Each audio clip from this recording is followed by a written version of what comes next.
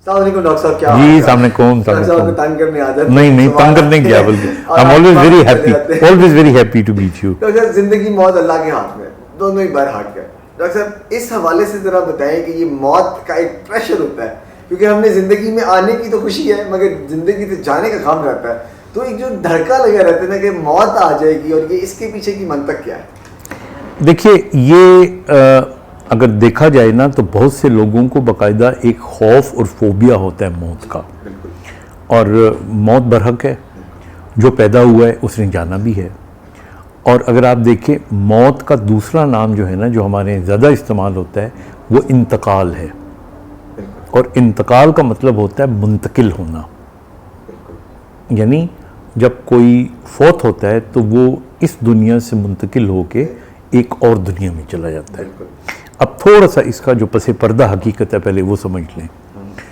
अल्लाह ताला ने आलम अरवा में रूहों को बहुत अरसा पहले पैदा कर दिया, और उसके बाद वो रूहें हमारे जिस्म का जो एक खौल है उसके अंदर, जब बच्चा माँ के पेट में कुछ हफ्तों का होता है तो उस वक्त रूह आती है। एक तसव्वुर ये भी है, ये तसव्वुर है कि अल्लाह ताला जब रूह को भेजता है तो 3-1 महीने उसके पास होते हैं कि वो इस जिस्म को कबूल करते हैं या नहीं, रूह जो है।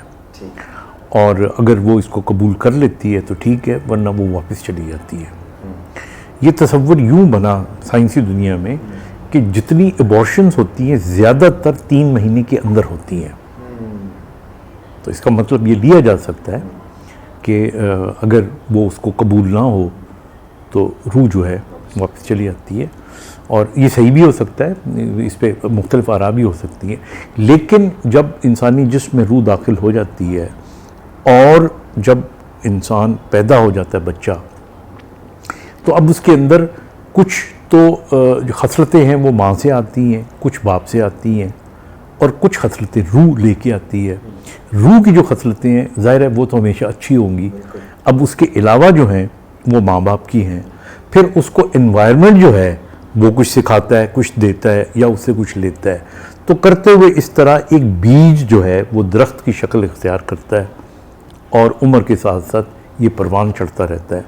और फिर जब जाके 60-70 या उससे पहले जब वो मकाम आता है कि जब उसकी मुद्दत पूरी हो जाती है, तो फिर वो रूह इस दुनिया से परवाज़ कर जाती है, उसके जिस्म से वो आलम अरवा में चली जाती है।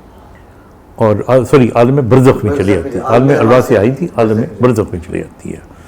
और वो वहाँ तब तक रहती है जब तक क़यामत या यौम हिसाब नहीं होता। उसके बाद फिर यौम हिसाब होगा, और फिर अल्लाह ताला ये फ़ैसला करेंगे किसने जन्नत में जाना है, किसने दोज़ख में जाना है।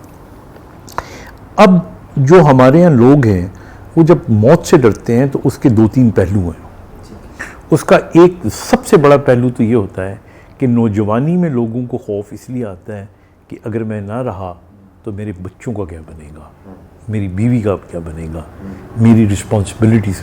यानी उसको अपनी मौत का अपने लिए दुख नहीं होता, बल्कि उसको दुख अपने जो छोड़ जाएगा पीछे उसके लिए होते हैं। तो एक तो ये खौफ। दूसरा, बाज़ लोगों को डेथ फोबिया हो जाता है। ये बीमारी होती है और इसका बाकायदा साइकेट्रिक इलाज होता है कि जो मरीज़ है उसको हर वक्त ये गुमान रहता है कि मैं कहीं मर ना जाऊं, और इसकी वजह कोई ट्रिगर पॉइंट होता है, या उसने किसी को मरते हुए देखा होता है, या कोई करीबी जो शख्स है वो मरा होता है। देखिए ना, नौजवानी में कभी किसी ने सोचा नहीं होता कि मैं मर जाऊंगा। मौत उसको लगता है कि ये मेरे लिए नहीं है, लोगों के लिए है। लेकिन जब कोई उसके अपने वालिद या उसका सगा भाई या कोई अल्लाह ना करे करीबी रिश्तेदार या दोस्त मरता है, तो तब उसे पता लगता है कि अच्छा ये चला गया, तो ये तो मौत तो कोई चीज़ है। तो कुछ लोगों को फिर वहाँ से फोबिया हो जाता है, और फिर वो इसमें रहते हैं एंड दे नीड ट्रीटमेंट। तीसरी कैटेगरी वो होती है जो अल्हम्दुलिल्लाह बहुत पुरसुकून होती है।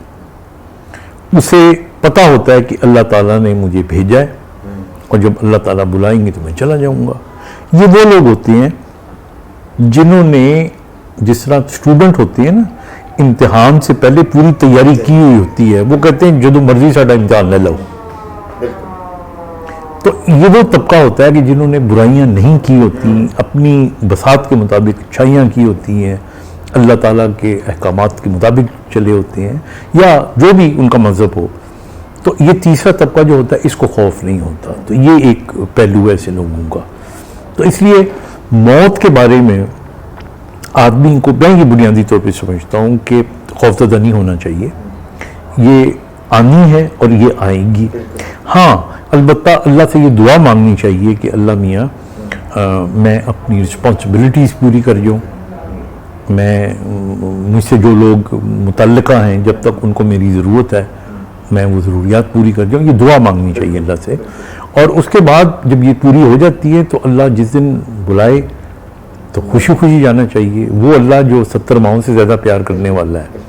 तो ये ज़िंदगी की और मेरे ख्याल में मौत की हकीकत है। अच्छा, इसमें डॉक्टर साहब एक मेरे जहन में पॉइंट आ रहा था कि वो लोग भी, चौथा इसका एक पहलू जो मेरे जहन में आ रहा था कि वो जिन्होंने अपनी जवानी में अल्लाह की बात या रब की बात नहीं मानी होती, 2 नंबर किया होता, क्योंकि हमें पता होता है वो बहुत ज़्यादा डरते हैं। आपने देखा होगा हाँ। कि सब मैंने जो देखा है यूजुअली तौर पर कि जिन्होंने अपनी देखे 40 साल के बाद तो कहते हैं रूह भी आपको बताने लग जाती है कि आप पीछे क्या करके आते हैं।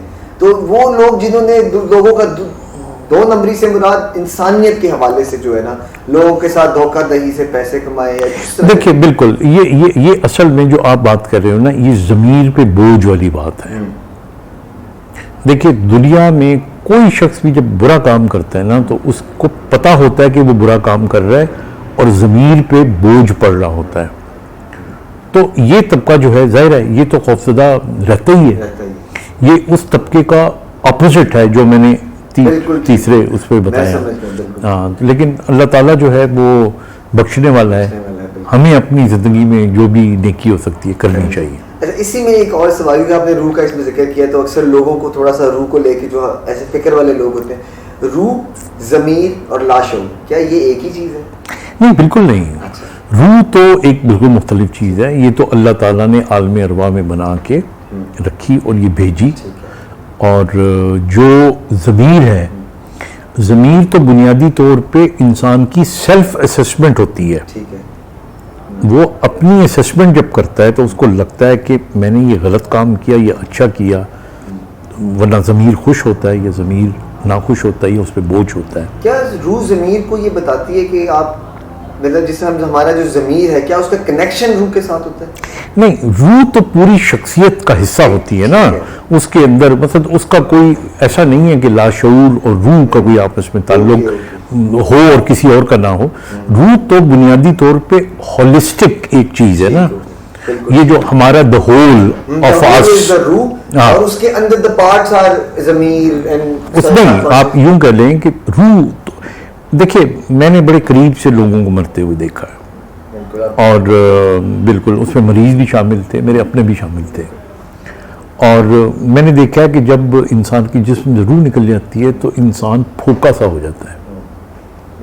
यानी मुझे इस दुनिया में अगर सबसे ज़्यादा प्यार रहा है किसी से तो अपने वालिद साहब से। तो जब उनकी जब मौत हुई हॉस्पिटल के अंदर, तो वो स्ट्रगल कर रहे थे और फिर एकदम उन्होंने ऊपर देखा और यूं किया और कहा ला इलाहा इल्लल्लाह मुहम्मद रसूलुल्लाह, and he died. Doctors were trying to save him. और फिर मैंने एकदम देखा उनमें एक झुर्री आई और एक लहर सी आई जिससे उनका रंग चेंज हुआ, यानी लाल हुआ रंग और उसके बाद एकदम पीला पड़ गया, एंड ही डाइड। और फिर जब डॉक्टर छोड़ गए उनको कि डेथ हो गई है, तो मैंने वो पर्दा किया और मैंने उनके पाँव पकड़े और उनको प्यार किया। तो मुझे लग रहा था कि ये अब्बा जी के पाँव नहीं है। मुझे लग रहा था ये अब्बा जी है ही नहीं। ये बिल्कुल मैं आपको सच बता रहा हूँ, मुझे लगा जैसे नहीं, वो तो जैसा कोई चीज़ निकल के चली गई है उनसे। फिर जब उनको नहला रहे थे तब भी मुझे लग रहा था कि एक जिस तरह एक बुत पड़ा हुआ है। तो असल में हम क्या है, हम रूह है। जितने भी लोग हैं रूह है तो वो हैं। रूह और जान में भी फर्क है, इस पे कभी हम अलग बात करेंगे। तो इसलिए जो रूह है वो तो शख्सियत है, फिर उसके आगे आप उसको शऊर, ये हमारी कॉग्निशन है, लाशऊर हमारा सबकॉन्शियस है, इस पे हम करते रहेंगे बात। Thank you so much doctor साहब। आज की इस बात से उम्मीद करता हूँ कि लोगों को थोड़ा फ़ायदा हुआ होगा। इंशाल्लाह अगली वीडियो में हम आपसे फिर कोई ना कोई सवाल करेंगे। Thank you so much doctor साहब।